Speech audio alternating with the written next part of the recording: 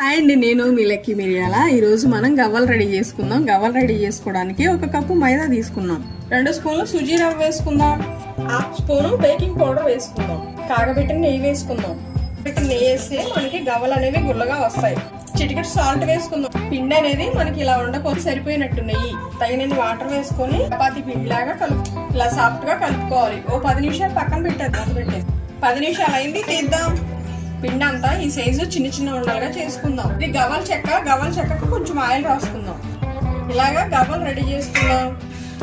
Stove on చేసాం, కళాయి పెట్టేసాం, ఆయిల్ వేసాం. ఆయిల్ హీట్ ఎక్కింది, గవ్వలు వేసుకుందాం. గోల్డెన్ బ్రౌన్ కలర్ వచ్చే వరకు వేపుకోవాలి. గోల్డెన్ బ్రౌన్ కలర్ వచ్చి తీద్దాం. స్టవ్ ఆన్ చేసాం, కళాయి పెట్టేసాం, బెల్లం వేసుకుందాం. 1 కప్పు, 1 గ్లాస్ వాటర్ వేసుకుందాం. దంచిన ఎలాచి వేసుకుందాం. పాకం వస్తే చాలు. గవ్వలన్నీ ఇలా వేసుకొని తీద్దామండి పాకంలో. ఎంతో రుచిగా ఉండే గవ్వలు రెడీ అయినాయి. లైక్ చేయండి, షేర్ చేయండి, సబ్స్క్రైబ్ చేయండి.